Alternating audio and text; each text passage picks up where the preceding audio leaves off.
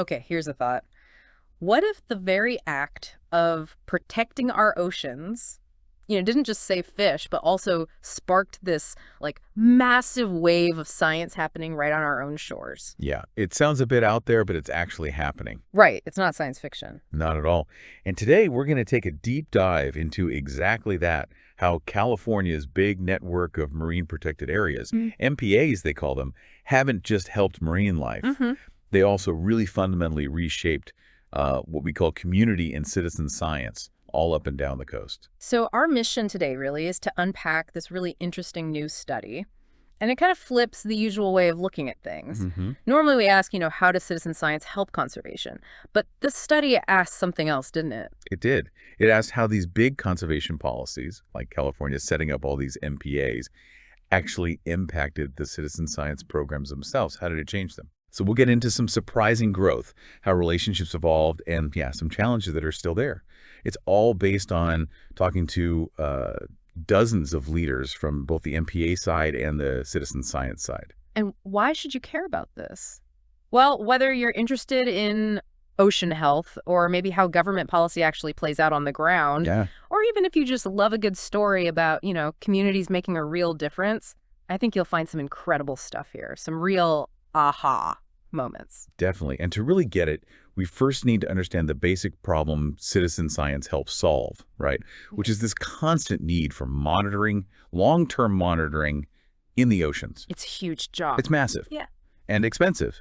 And that's where community and citizen science, CCS, really comes in as a very promising way to tackle it. Okay, so CCS, what exactly are we talking about here? Is it just people counting starfish? Huh. Well, sometimes maybe, but it's broader than that. It's basically getting non-professional scientists, often volunteers, involved in doing real research and monitoring.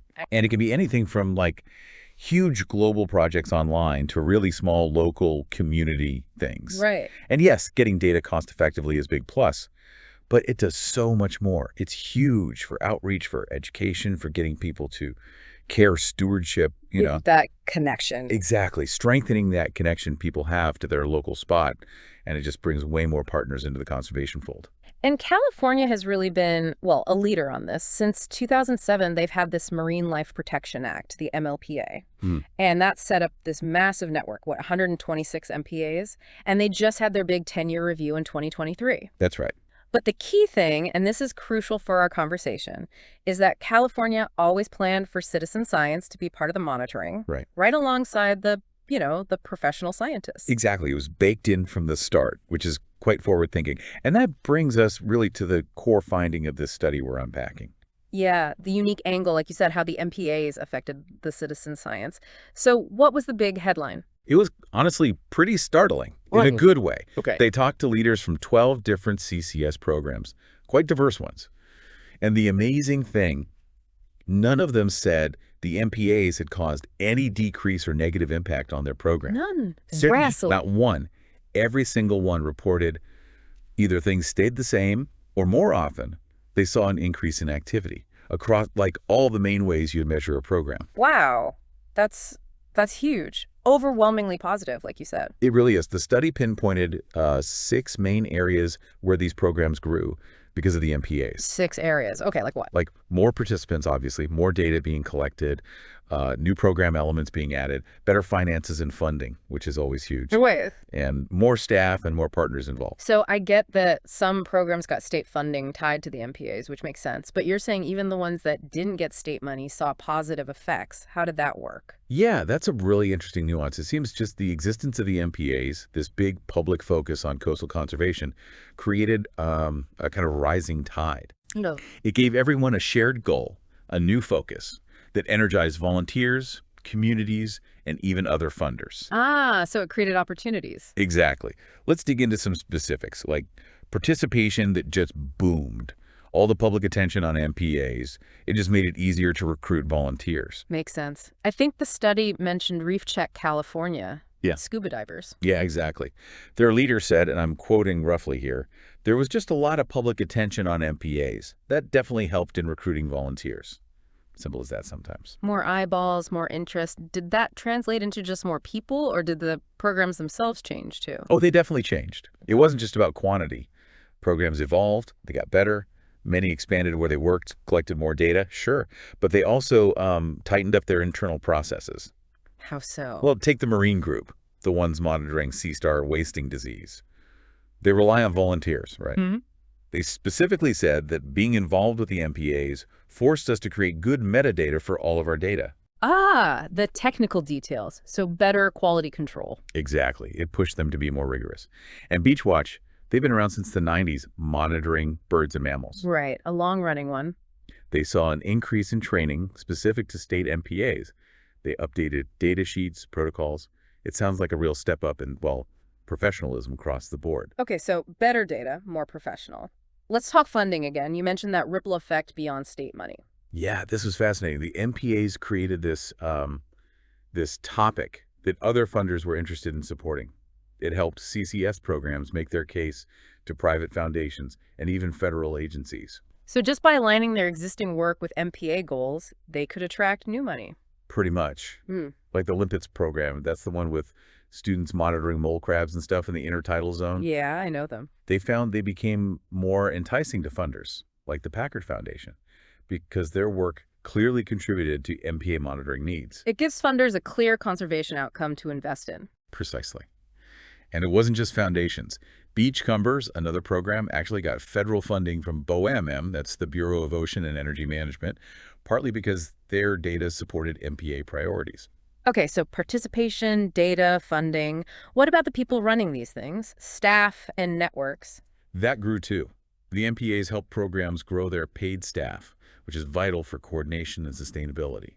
And they broaden their networks, more partner groups, deeper community ties, better links with agencies. Can you give an example of that network effect? Sure, the Marine Sea Star program, again, they mentioned retention of staff, which is key, but also an expansion of marine partners and significantly more engagement of at least one tribe. That's really important, broadening the engagement. Absolutely.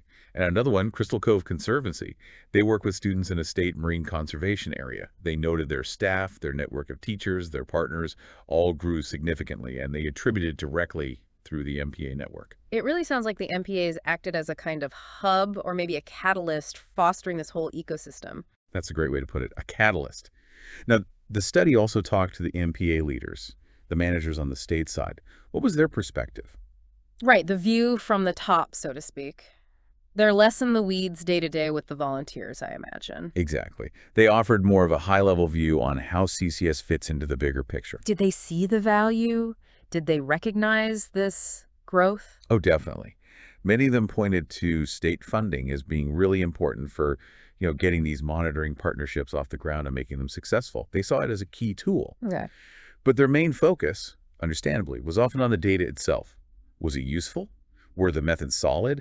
Could they actually use the reports? Making sure the volunteer effort translated into usable information for management. Precisely. One manager mentioned making suggestions to them, and they've changed some of the things they do, their reports and their data. Things like advising on clearer graphs or ensuring monitoring sites were consistent year after year, that kind of practical feedback. So it sounds like a pretty positive feedback loop overall. But, nothing's ever perfect. Were there challenges identified, persistent problems despite the growth? Yes, absolutely. The picture isn't all rosy. One of the biggest and probably least surprising challenges is funding instability. Ah, the perennial issue. Always.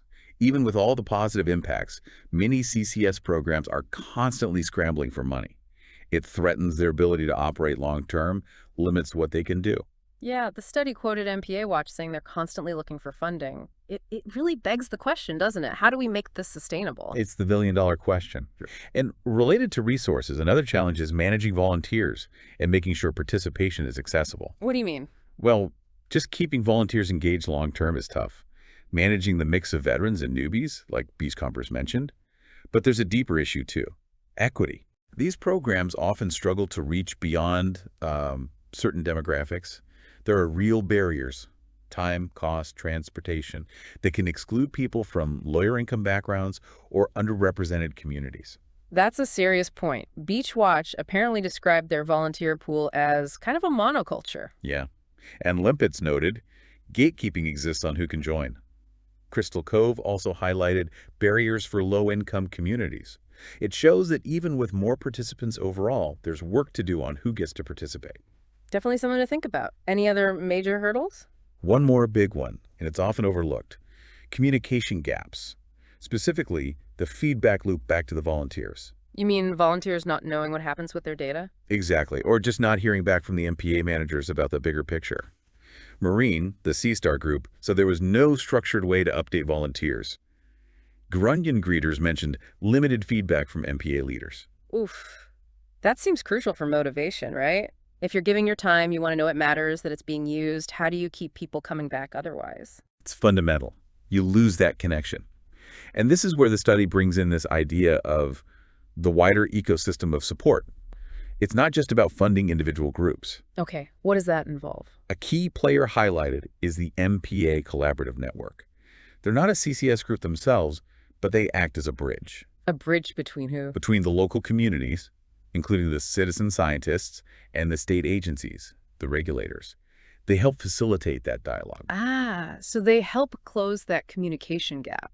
They try to. Yeah. An MPA leader called them an important addition for fostering communication both ways, Yeah. top down from government down to locals, and then also locals leading and informing this team. That sounds valuable. And a CCS leader really drove home their value, saying they help by putting people in a situation where they're actively doing something rather than just saying something makes a difference. Getting people involved directly. So the broader lesson here is That building this kind of institutional support, these networks that connect different levels and groups, can be just as critical as, say, writing a check to one specific program. It builds capacity across the system. right. So looking ahead then, the study didn't just point out problems, it offered solutions, right? This framework. Yes, exactly. Based on all these findings, they developed a practical five-dimensional framework. It's aimed at managers, CCS leaders, policymakers, funders, anyone involved in making this relationship work better. Okay, what are the key parts of that framework? Give us the highlights. Okay, first dimension: strengthening and formalizing partnerships. Really building trust. Maybe even using formal agreements like MOUs, memoranda of understanding to clarify roles and expectations. Makes sense. Formalize the relationship. What else? Second, addressing funding access and sustainability.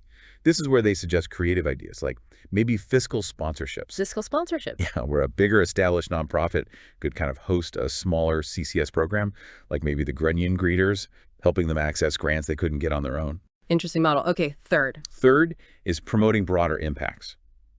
Recognizing and actively planning for the fact that CCS isn't just about data. It's education, it's stewardship, it's policy engagement. Design programs with those goals explicitly in mind. See the whole value, not just the numbers. Okay. Fourth. Fourth is all about learning and adapting.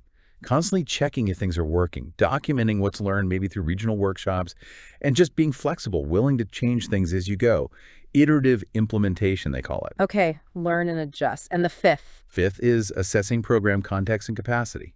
Basically understanding the landscape, what kinds of programs already exist, what are the local conditions, what resources, people, money, tech are available, where are the gaps. You need that baseline. So partnerships, funding, broader impacts, learning, and knowing your context seems like a solid roadmap. It provides a really good structure for thinking about how to make this synergy work even better. You know, this whole deep dive, it really shows this powerful connection, doesn't it?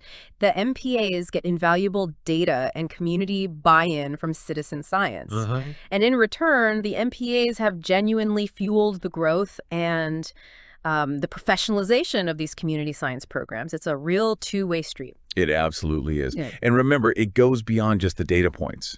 Citizen science builds environmental literacy. Yeah. It empowers advocates. It fosters that sense of shared responsibility, that stewardship, Yeah. which is so important not just inside the MPAs, but everywhere. And it can even help smooth over some of the initial conflicts that sometimes happen when protected areas are set up, by building trust and bringing people together. Right. So maybe the final thought for you listening is this. We see this success story in California, this really powerful, mutually beneficial relationship. How can we take these lessons and apply them elsewhere? In a world facing huge environmental crises, how do we better support and maybe institutionalize this link between big conservation policies and the incredible passion and effort of citizen scientists on the ground wherever they are, making sure they can last and have the biggest impact? What could that look like, maybe even in your own community?